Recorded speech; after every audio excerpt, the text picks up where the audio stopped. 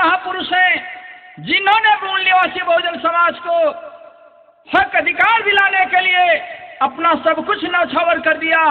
ऐसे महापुरुषों को मैं सशक्त नमन करते हुए अपने महापुरुषों के विचारों पे एक गीत प्रस्तुत कर रहा हूं।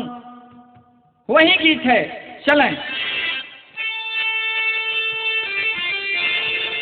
और धन्य महापुरुष भारती, धन्य महापुरुष भारती, रत्न महान हो की लिख के सजाई गईल, अरे लिख के सजाई गईल, बाबा संविधान हो की लिख के सजाई गईल, बाबा संविधान हो की लिख के सजाई गईल, बाबा संविधान हो की लिख के सजाई गईल।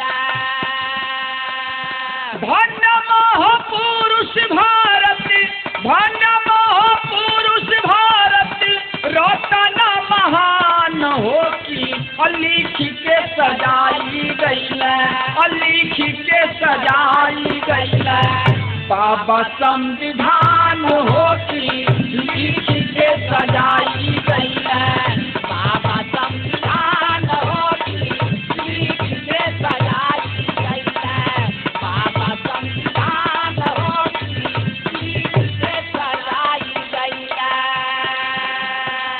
भीमाबाई गोदिया में लिहल जाना माला, भीमाबाई गोदिया में लिहल जाना माला, भीमाबाई गोदिया में लिहल जाना माला। सीताराम जी राव जी का, सीताराम जी राव जी का अनुपम लाना,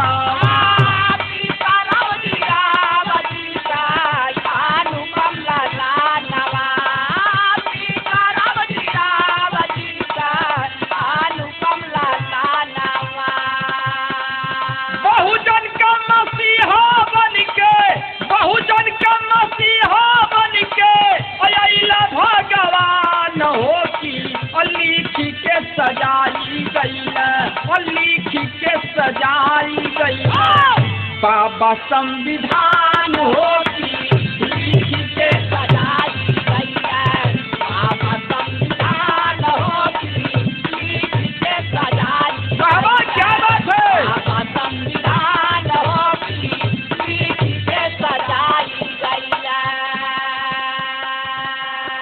बाबा साहब माता भीमाबाई पिता रामजी राव के 14वें संतान 14 अप्रैल सन 1891 महू छावनी मध्य प्रदेश में आपने जन्म लिया।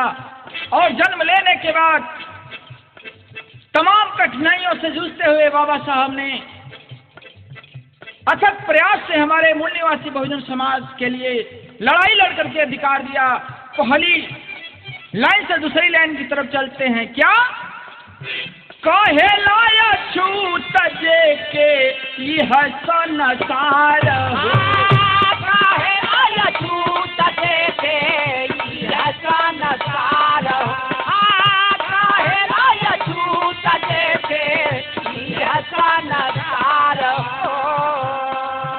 सहला मुसीबत बाबा, सहला मुसीबत बाबा लाखों हजार हो, मुसीबत बाबा लाखों हजार हो,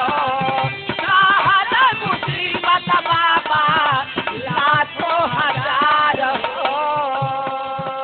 प्रतिभा प्रबल कीर्ति, प्रतिभा प्रबल कीर्ति, कायम जहान हो की लिख के सजाई गईल, लिख के थमाई गईल, बाबा संविधान हो की लिख के सजाई गईल, बाबा संविधान हो की लिख के सजाई गईल, बाबा संविधान हो की लिख के सजाई गईल।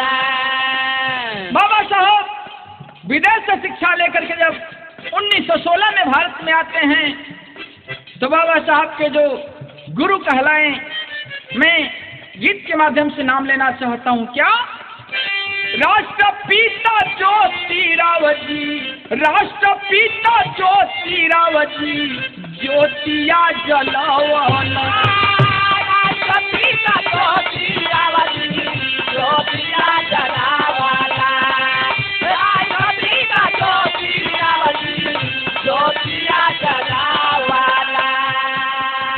प्रथम पाठशाला बहुजन, प्रथम पाठशाला बहुजन खातिर खोलवाला।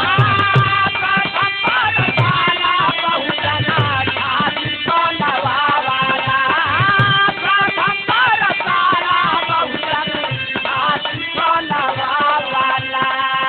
अमर महापुरुष इतिहास, अमर महापुरुष इतिहास कर गुणगान होती, लिख के सजाई गई है, लिख के सजाई गई है। बाबा संविधान होती, लिख के सजाई गई है। बाबा संविधान होती, लिख के सजाई गई है। क्या बात है? संविधान होती, लिख के सजाई गई है।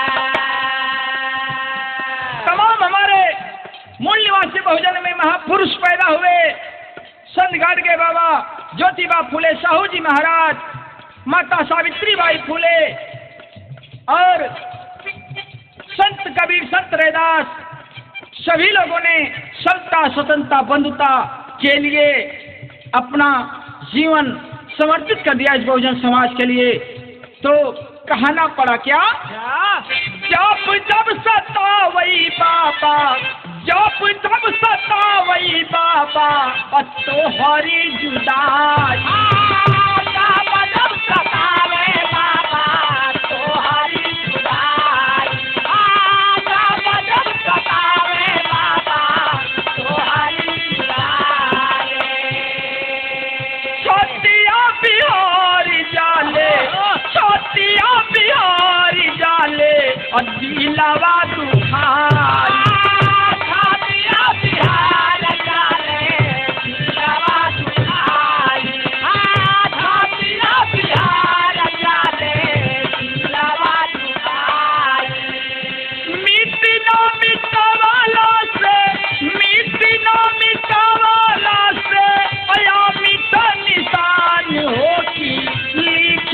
सजाई गई है, लिख के सजाई गई है। बाबा संविधान होती, लिख के सजाई गई है। बाबा संविधान होती, लिख के सजाई गई है। बाबा संविधान होती, लिख के सजाई गई है। आज इस बहुजन समाज को छोड़ करके तमाम महापुरुष चले गए। ज्योतिबा फुले साहब हों, साहू जी महाराज हों, बाबा साहब आज नहीं है। पूरे बहुजन समाज को बहुत बड़ा दर्द है, दुख है।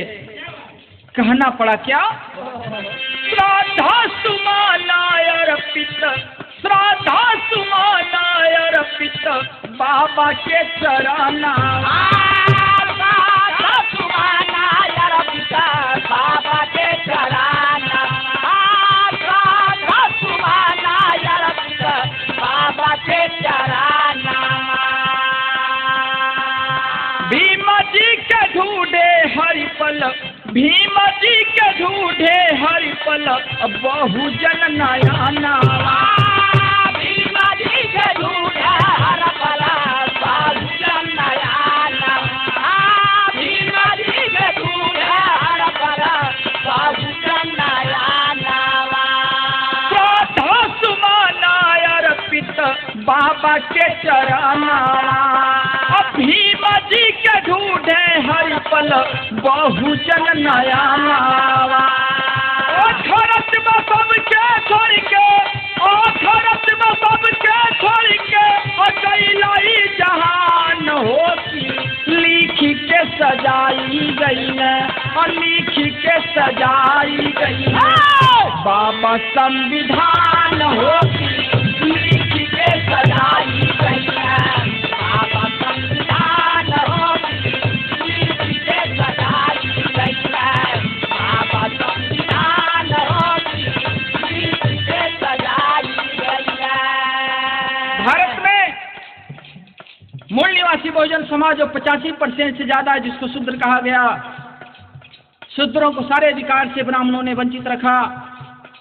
तत्पश्चात बाबा साहब आए और इस बहुजन समाज के लिए संविधान में प्राविधान करके तमाम अधिकार दिए। और बाबा साहब 6 दिसंबर 1956 को छोड़ करके हम लोगों को चले गए साथियों। और बाबा साहब का जो कारवां था, जो आंदोलन था, वह रुक गया, काफी दिनों तक रुका रहा। तो देखें, बाबा साहब की कारवां को लेकर के आगे चलने के लिए एक और महापुरुष ने जन्म लिया। मैं परिचय देना चाहता हूँ। क्या? शोषित माजा दूरावनत, शोषित माजा दूरावनत, अब बन के मैं हमान हूँ। शोषित माजा दूरावनत, बन के मैं हमान हूँ। शोषित माजा दूरावनत, बन के कादरसान हो।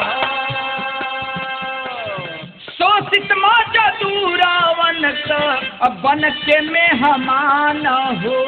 मान्यवर कांसी राम अइला, मान्यवर कांसी राम अइला, अब बन के कद्रदान हो। मान्यवर कांसी राम अइला, बन के कद्रदान हो। मान्यवर कांसी राम अइला, बन के कद्रदान हो। नीला झंडा फहरेला, नीला झंडा फहरेला, नीला समान होती और लिख के सजाई गई है। और लिख के सजाई गई है। बाबा संविधान होती लिख के सजाई गई है। बाबा संविधान होती लिख के सजाई गई है। बाबा संविधान होती लिख के सजाई गई है। बाबा साहब का कारवां 6 दिसंबर 1956 को रुक गया, काफी दिनों तक रुका रहा साथियों। और 1978 में D.K. खापर्डे साहब, मानवर कांसीराम साहब, दीना भाना साहब, तीनों लोगों ने मिलकर के वामसेप नामक संगठन तैयार किए पूरे भारत में। और बहुजन समाज को, जन जन को जगाना शुरू कर दिए साइकिल यात्रा से साथियों। तो देखें, बहुजन समाज में जागृति आई। आज इसी विचारधारा की देन है कि आज बहुजन समाज कुछ जागृत हुआ है। अंत में कहा नाम है क्या? बहुजन महापुरुष गइल, बहुजन महापुरुष गइल, कीर्ति बनाई। बहुजन महापुरुष गइल, कीर्ति बनाई। बहुजन महापुरुष गइल, कीर्ति बनाई। रामचल सुरेंद्र के, रामचल सुरेंद्र के ज्ञानवा बताई। रामचल सुरेंद्र के ज्ञानवा बताई। रामचल सुरेंद्र के ज्ञानवा बताई। गौरामी गौतम सभा, गौरामी गौतम सभा, और महफिल दरम्यान होती और लिख के सजाई गई है, और लिख के थमाई गई है। बाबा संविधान होती लिख